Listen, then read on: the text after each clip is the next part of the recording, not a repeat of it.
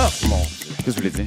Ça sonne fort, cette cloche-là. Ben, ça dépend. C'est peut-être votre volume qui est fort. Ah, Mon Dieu. je me disais que c'était à pas de cause bon que c'était la télé que c'était plus fort. sens. Ben non, mais la télé, les choses changent à la télé, vous le savez. Mais c'est un autre monde, je m'habitue pas, Ouais, moi. vous avez à la vu, télé. on a des invités de télé aujourd'hui. Oui. On a Josée, évidemment, qui, elle, est faite pour la télé. Il y a Paul. Paul qui a des couleurs. Ben, Est-ce que vous êtes fait maquiller, Paul? Oh oui, on va forcer. Ah, c'est ça. Je pensais que vous aviez finalement eu votre fameuse transfusion de sang. Non, mais c'est mon éthique. Si tu es journaliste politique et tu as l'air en santé, tu fais mal ton travail. Ah ouais? Parce qu'on dit genre trop, lui. Ben oui, c'est ça. Mais c'est pour ça, il y a quand même un mystère. Pourquoi vous-même, Jean-Philippe, vous pouvez vous dispenser de maquillage et Olivier aussi? Ben, c'est parce qu'on a un beau teint. Ah, OK. Moi, on m'a dit dans un commentaire sur YouTube que j'avais l'air d'un arabe grisonnant. Ah, c'est pas faux. C'était positif? Je sais pas. C'était Je pense pas comment qu'on peut dire interpréter? ça. Ben, en même temps... Puis on peut pas dire Jean-Philippe, arabe. c'est peut-être aussi parce que vous avez pris beaucoup de soleil cet été, Exact. puisque vous avez été... Ben, j'ai surfé, vous avez là, sur mes décroché vacances. pendant 2 mois. Je ferai pas semblant, j'ai eu du plaisir. C'était toujours en vacances. Alors, Ben moi, oui, j'ai vu une émission, d'ailleurs, j'étais à Québec. Ouais. J'ai écouté une émission, il y avait Roxane Bruno. Ouais. Vous avez eu Antoine... Ouais. Antoine, là. Oh non, Bertrand. mon Dieu! Ah, On non, est à la Bertrand. télé! Oui, il ne faut pas faire des signes de pro, là. Il n'est pas plus gros que vous, là. Ben non, mais je sais. Antoine mais Vézina. Antoine Vézina, Tammy Verge Ouais. et Mondon de Grenoble. Exact. Et puis? Ben c'était bon. Ah, vous êtes bien fin. Ben ouais. Qu'est-ce que Ben ça, c'est vous qui m'avez mis. C'est vraiment pour les gens qui nous regardent à la télé. J'avais juste un T-shirt aujourd'hui. Puis, ben... Puis, Paul aussi, un petit T-shirt, mais j'ai pas la taille de maîtresse d'école de Paul. Alors, je me demandais si j'avais des totons d'homme et vous m'avez strappé les totons d'homme, Jean-Philippe. Et puis voilà. C'est un papier d'accident, ça. Oui, c'est un papier d'accident. C'est un papier de scène de crime. C'est un papier de scène de crime. crime. Et, Ouais. ben, on dira ce qu'on voudra si ça fonctionne. Ben oui, mais ça refait ressortir d'autres choses. Ben, je vous ai pris plus Ouais. la prochaine fois. On fera un genre de... Vous devriez, Un corset. d'ailleurs, un corset.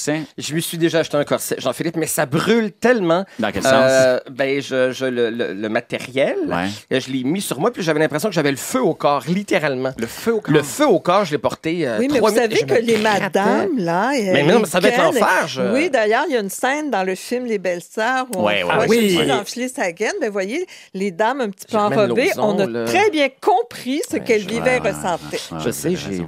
j'ai voulu faire ça, puis je me disais, quand je vais faire. Je t'attendais, je vais en mettre, mais ça fait trop C'est quoi mal. ça, je t'attendais? Ben, je viendrai vous en parler avec Véro. Non, C'est, mais, je garde la primaire pour Marie-Louise Arsenault. C'est une blague.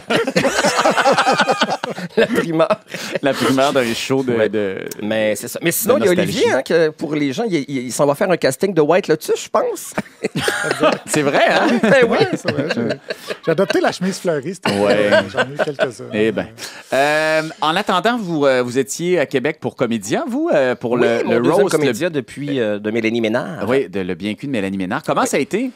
Il y avait de super bons numéros. Moi, j'adore Mélanie Ménard. Il y a eu de très bons Non, numéros. je vais recommencer. Comment ça a été? Ben bien, Bon. ça a bien été. Mais supposons est-ce que vous voulez que je relise ce que vous avez écrit dans notre groupe? Non, ou- quand même pas. Ah, OK. Commencez pas à inventer des Ben, problèmes où il y en a j'invente pas. rien. Non, bon, Alex Perron? Barrette. Barrette animait le gala Ouais. et il a commencé le gala en diffusant notre numéro de comédien il y a plusieurs années. C'est plus vieux, ça, hein, cette affaire-là. On Fait a que, l'impression qu'on a fait le donc, tour. il y mais a des bon. gens qui découvraient ça, fait Ouais. qu'ils me voyaient sur scène, puis là, il y a, j'emploie les termes mongols et tout ça, donc là, le public a rehué, donc 7-8 ans plus Ben, ça tard part dans cette bien. salle-là. Fait que ça m'a un petit peu fragilisé. Vous pouvez ensuite, baisser votre quand- micro un peu, paraît-il que vous avez le micro dans l'œil, c'est ce qu'on me dit. Ouais. Fait que c'est ça m'a fragilisé, puis quand Ben je suis non, rentré, Mais j'avais non, mais c'est un l'impression numéro que... historique, au contraire. Absolument, vous avez raison, vous avez raison. Du culte. Mais je Oui, suis d'accord, Après, je José. dis pas qu'il fallait pas le faire ou que je l'aurais pas fait. Je fais juste dire que moi, évidemment, ça m'a fragilisé un petit peu. Ouais, parce vous êtes que faible. 5 minutes après, puis là, je vais dire comme encore un public qui m'haït. Parce que c'est ça. Bon, il y a encore de nouveaux huages et ça m'a rappelé. C'est la même salle, c'est le même événement. Donc, C'était la même salle? Oui, c'est exact. C'est les mêmes coulisses. Alexandre Barrette, j'étais dans les coulisses avec lui. Il était avec nous dans les coulisses. Fait que Vous vous souvenez de la question qu'il nous avait J'étais- posée, hein? Non? Vous l'avez rodé où, votre numéro? Ah ouais. Et de répondre, bon, on vient de le faire dans le sous-sol, là, Ah oui, rapidement. mais non, mais on connaissait rien à rien. Mon Dieu. Hein. Je voulais mourir. Ah oui, oui. Non, Mais on, ça a été un moment, mais on ça m'a s'entend, là, rappelé. puis je pense qu'on peut le mettre, là, puis j'espère que ça va être le clip qui va sortir, là, mais ça, c'était de la faute de Fred. Ben, c'est lui qui voulait pas qu'on rode.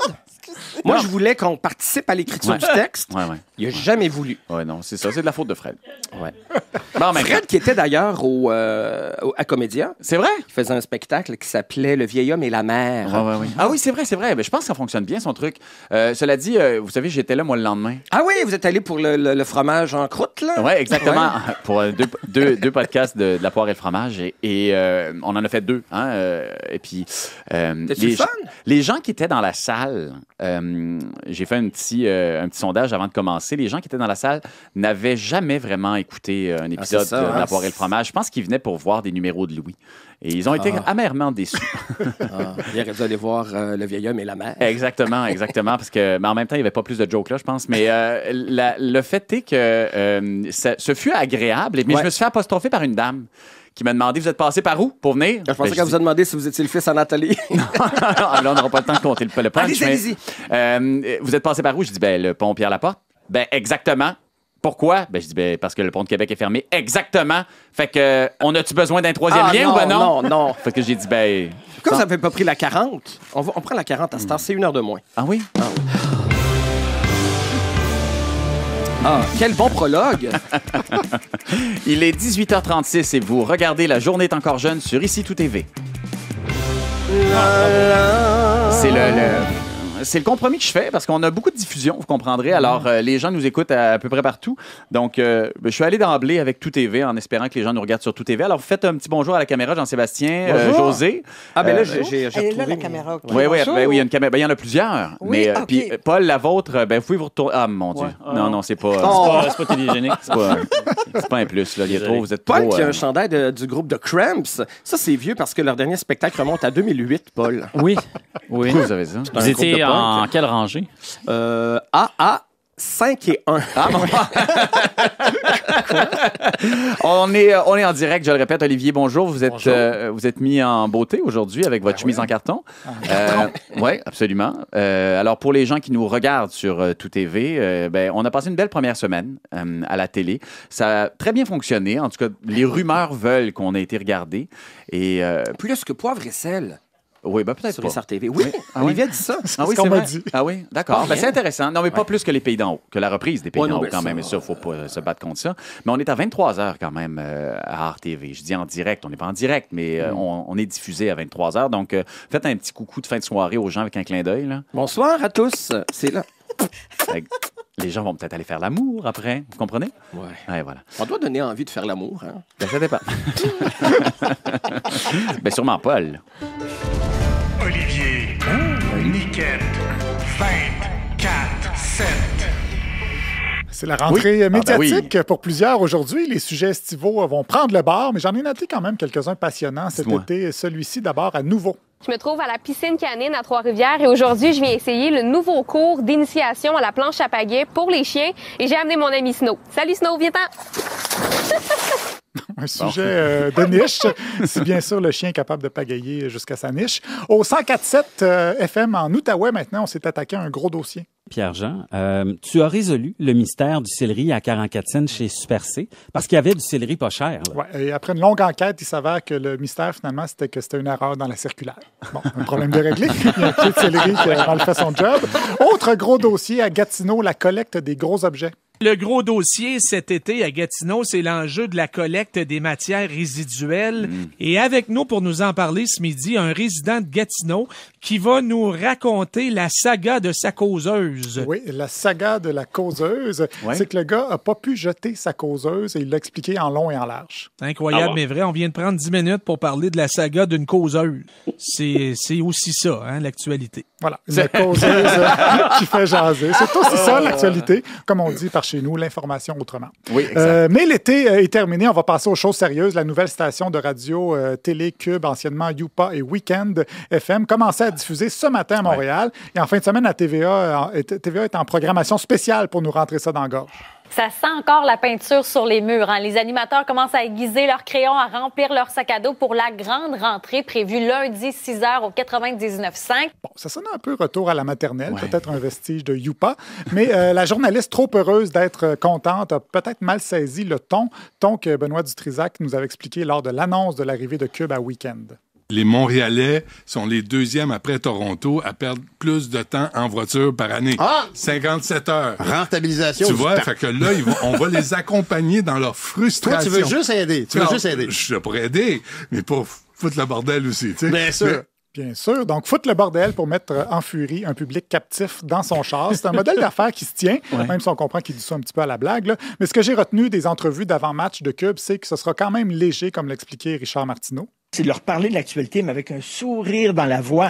Comme je dis tout le temps, prendre sa job au sérieux, mais pas se prendre au sérieux. Donc, documenter l'apocalypse woke et l'invasion migratoire, mais avec le sourire. Exactement. À ne pas confondre avec Mario Dumont, l'animateur du matin, dont le style est le suivant. Je changerai pas de style. Là, on va couvrir l'actualité, on va être sérieux sans se prendre au sérieux. C'est toujours la façon dont j'ai abordé les choses. Ça a l'air d'être leur nouveau slogan, se prendre au sérieux sans se prendre au sérieux. Mais c'est drôle parce que c'est écrit Mario, en gros, dans le décor de Cube, mais la silhouette de Mario cache le R et le I, ça fait Mao Dumont, qui est quand même... Donc, sérieux sans se prendre au sérieux, c'est ce que Mario Dumont fera dans ses chroniques du journal 3 fois par semaine, ensuite de 6h à 9h à la radio, de 10h à midi à la télé et au TVA Nouvelles tous les soirs. Ce matin, dans une entrevue dans Le Devoir, Mario Dumont a enfin élucidé le mystère presque aussi grand que celui du céleri à 44 cents. À quel moment, dans une journée, il forge de ses opinions? Ben, c'est en promenant ses chiens, dit-il. Voilà. Je l'en veux un peu parce que moi, je promènerais une tortue que j'aurais pas assez de temps pour avoir une opinion sur quelque chose. Cube est aussi toujours disponible en... Riez. Excusez-moi. Arrêtez votre magasinage. Ben non, je sais. Hey, pas cher. 44 cents une paire de chaussures. Sûrement une erreur de la circulaire. Donc, Cube est toujours disponible en balado pour le reste de l'humanité hors Montréal, mais devra faire face à la concurrence de la plus grosse machine de podcast au monde, celle de Jeff Fillion. On va être la plus grosse machine à podcast au monde. Wow. OK? C'est ça que ça va devenir. Et le potentiel que nous avons, le nom, la gang de pirates qu'on a, comment vous êtes intense sur les réseaux, puis comment vous défendez nos valeurs, puis défendez le monde qu'on voudrait garder. Ouais. Radio Pirate ne peut pas mourir avec moi. Non. On n'a rien d'autre au Québec. Rien. Ça sonne un peu désespéré pour la plus grosse machine de podcast au monde. Mais en passant, si je me fie aux pirates sur les réseaux sociaux, ce qu'ils veulent garder, c'est le droit d'envoyer chier tout le monde. La conclusion, par contre, c'est que la radio, ça a changé et mes sources me disent que Claude Poirier l'a bien expliqué à Sucré-Salé à TVA. C'était bon, ça. Il n'y aura plus de ça. C'est pour ça, ça veut dire que le métier va mourir avec toi. Le problème, c'est que les humoristes ont envahi tous les postes de radio. On n'est pas rien que ça. Puis dans le domaine du sport, tous les anciens joueurs de hockey avec le jackstrap, ils ont envahi les shows de télévision. Fait que c'est ça. On fait une pause, on va prendre un verre d'eau, puis on revient dans un instant, mesdames et messieurs. C'est lui qui cale les pauses. Donc, des humoristes et des sportifs avec leur jackstrap, c'est ça la nouvelle ère de la radio. 10-4, Jean-Philippe. Je vous remercie énormément, mon bel Oli.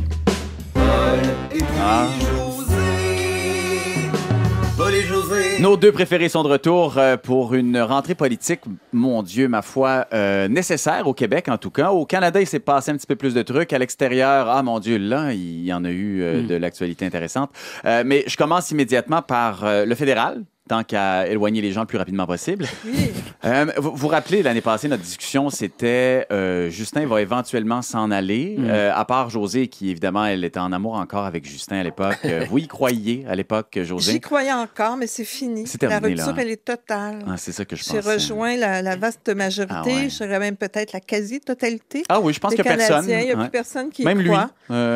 Vous pensez? Ah non, je pense qu'il ne croit plus, là. Ah, ce serait gênant s'il croyait encore, pauvre petit, là. Et pourtant, il oui. n'en tire aucune conclusion. Il me semble qu'il y a là quelque chose d'inquiétant. Qui va le remplacer? Ah, c'est vraiment pas ça le temps. La question. Mais je pensais qu'on pouvait intervenir dans non, malheureusement. Okay. Oui, mais quand... Trop des eaux, quand c'est pertinent. Quand c'est pertinent. Mais non, mais on a passé l'été à avoir deux paris. À quel moment Joe Biden allait quitter le navire et à quel moment Justin Trudeau allait quitter le navire. Qui allait quitter le navire en premier? Et la plupart des experts disaient en début d'été, ça va être Justin qui va s'en aller en premier. Suite à la partielle, à ce qui s'en vient, ils ont le temps encore, il va s'en aller. Clairement, il va rester. Paul, qu'est-ce qui se passe avec Justin? Ben, il lui reste plus beaucoup de temps pour partir. S'il veut partir, sa dernière fenêtre, c'est l'élection partielle dans la salle Verdun et Mort, qui est la même journée que la rentrée parlementaire. Puis si il perd cette élection-là, il va partir. Il n'y a aucun moyen pour lui de s'accrocher après une défaite. Mais sinon, il commence à être de plus en plus tard pour que les libéraux choisissent un nouveau chef. Puis l'autre problème, c'est qu'ils n'ont pas d'autres options évidentes. Puis la grande différence avec les États-Unis, c'est qu'il y a une usure libérale qui n'existe pas aux États-Unis. Aux États-Unis, les démocrates, les gens ne sont pas écœurés de voir ce parti-là au pouvoir, donc ils sont prêts à avoir un nouveau visage. Alors que à Ottawa, c'est les libéraux, la marque dans l'ensemble qui est... Mais j'ai envie de vous demander, excusez-moi, qui va le remplacer? Ça, c'est une bonne question. Est-ce que Mélanie Joly serait notre Kamala? Non, mais moi, sérieusement, je trouve qu'une candidature comme Mark Carney, c'est intéressant, pas parce qu'il pourrait remporter, mais il pourrait amener autre chose. Monsieur Mark Carney, qui était anciennement à la tête de la directeur banque, de la gouverneur de la Banque du Canada, puis ensuite de celle d'Angleterre, et qui a été un des premiers, en fait, le premier dans ce genre de poste-là, à sonner l'alarme à propos des changements climatiques. Donc, c'est pas une candidature strictement économique. Et moi, je trouverais ça intéressant. Pourquoi? Parce que Pierre Poilievre, il a un discours très l'économie du bon sens, mais c'est assez simpliste, son approche. Alors, avec M. Trudeau ne peut pas répondre à des arguments économiques. Il n'est pas reconnu pour savoir des qualités économiques, M. Trudeau.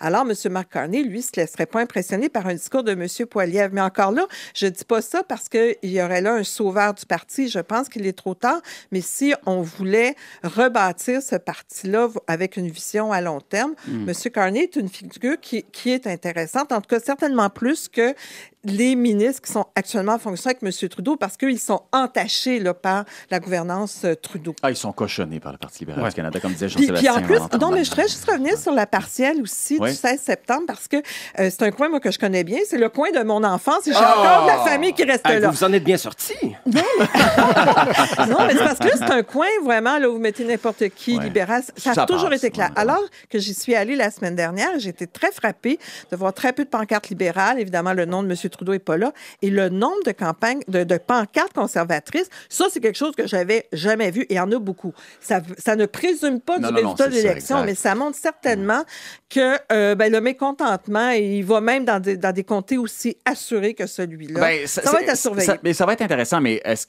que Justin Trudeau quitte avec une défaite ou quitte avec une victoire à la limite? Tu sais, parce que la réalité, c'est que ce comté-là, évidemment, est un comté libéral assuré.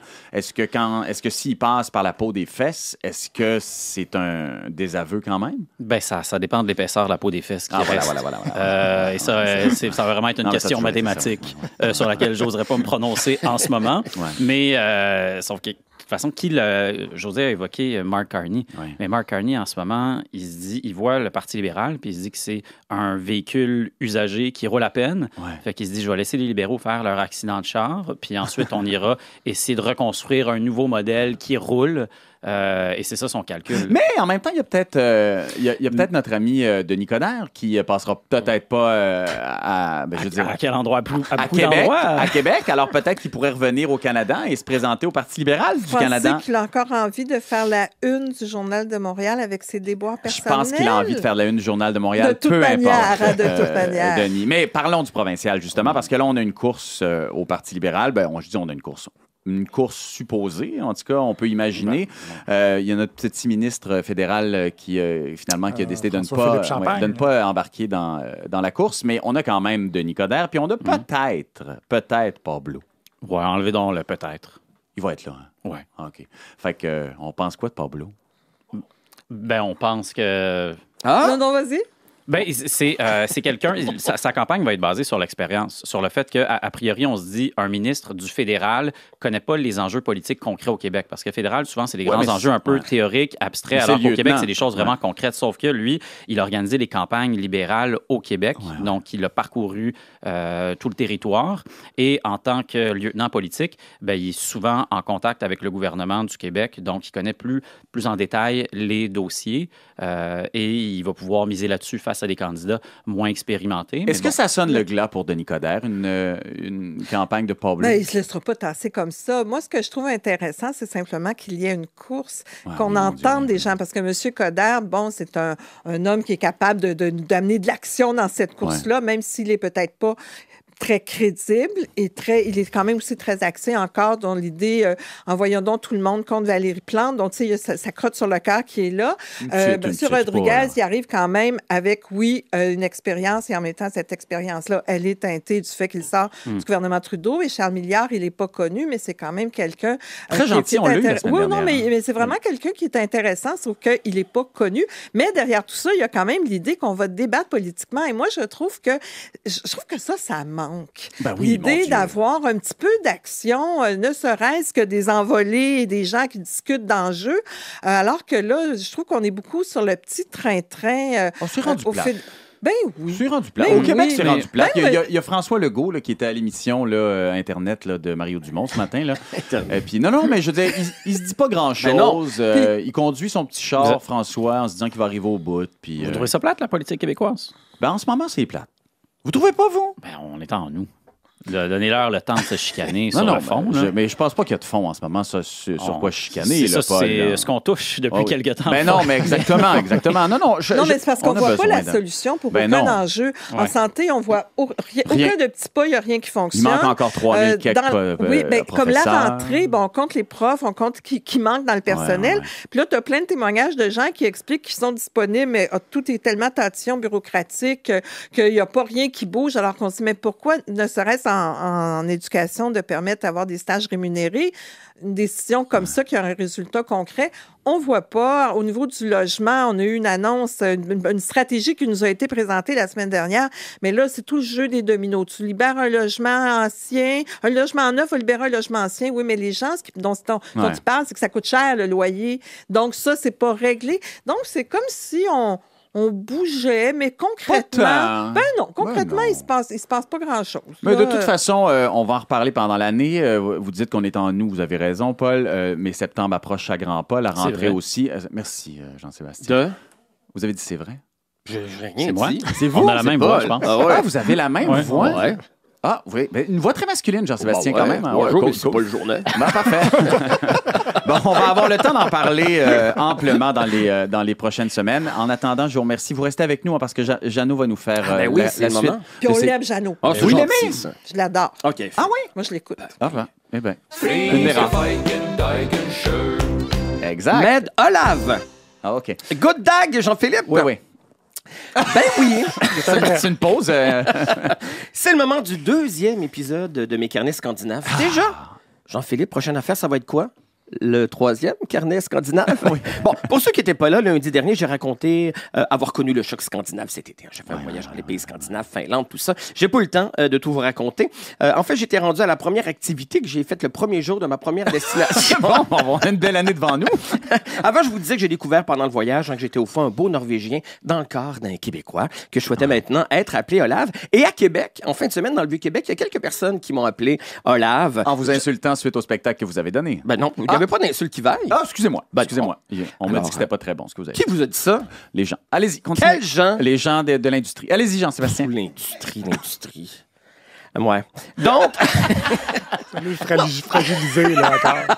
Mon Dieu, que je suis fragile, mine de rien. Ben oui, donc ça m'a touché qu'on respecte mon identité comme ça, Olav. Donc, je vous parlais la semaine dernière de mon expérience au spa finlandais. Donc, évidemment, un authentique. Et vous savez quoi? On y retourne aujourd'hui, donc cap sur Helsinki.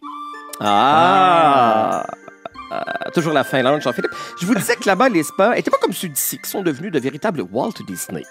Des restaurants, des boutiques, des massages à l'urine de chaman, au sable de la comète de Halley. Là-bas, un spa, c'est un sauna. Jean-Philippe, en point final, il n'y a rien d'autre. Tu as accès à de la bière, mais c'est tout. Donc, tu rentres dans la petite cabine en bois où il fait chaud, aussi chaud que dans le studio quand le maire de Laval est venu à l'émission il y a quelques mois. Jean-Philippe, vous vous souvenez de ça? Oui. Puis après, tu te sacs dans la mer Baltique congelée et tu recommences. C'est tout. Il n'y a pas de gadget, il n'y a pas de souvenirs, il n'y a pas de petites niaiseuses ou petits niaiseux qui viennent dire... Vous savez, les directeurs de silence. Oui, mais avec raison, c'est supposé être silencieux. C'est pas supposé être silencieux. Oui, c'est écrit silencieux. Non, c'est pas parce que c'est écrit. Mais justement, c'est pas parce que c'est écrit. Si c'est écrit toilette, c'est parce que c'est une toilette. C'est pas écrit. C'est encore drôle. C'est pas un choix, là. Le problème, c'est pas... Le problème, c'est d'écrire silence parce que, culturellement, un spa, c'est un lieu pour parler, pour échanger. Je veux bien, mais pas au Québec. Ben, on n'est pas au Québec, si! Pour vrai, moi, ça me donne envie de me battre quand j'en... Comme dirait ma mère, moi, t'en chien, chute, moi. Là-bas, le spa, c'est une expérience de socialisation. Les touristes avec les locaux, c'est là pour parler. Et c'est pas un lieu aseptisé comme ici. Là, je veux dire, si tu veux pas entendre le monde parler, reste chez vous ou crève-toi les oreilles. Autre particularité des vrais spas finlandais, Jean-Philippe, non négligeable, tout le monde est tout nu. C'est obligatoire? Non, c'est pas obligatoire, mais non, c'est une option. Il reste 1% de... Est-ce que vous étiez mis tout nu? Ben non. Pourquoi? Je vais vous le dire dans 3 lignes. OK.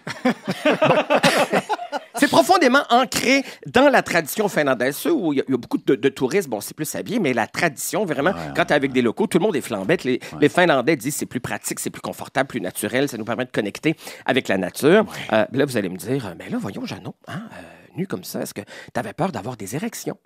Ben non. Mais non, parce que les hommes et les femmes sont séparés, Jean-Philippe. Elle est bonne.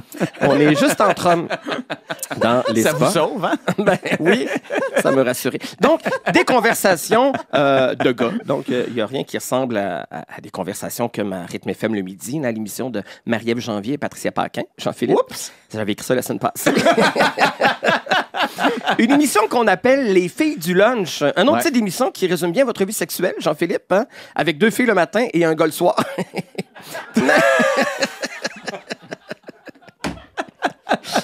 C'est drôle. Mais vous vous demandez sûrement, est-ce que moi j'étais nu? Non, Jean-Philippe. Moi, je gardais... Je m'adapte bien. Hein? Oui, moi, j'ai gardé mon maillot de bain, acheté un des seuls. Le monde devait trouver ça bizarre parce que c'est ça qui est bizarre et non l'inverse, mais moi, c'est comme ça. Je me suis dit, Olave, tu vas pas imposer ton corps à ce monde-là.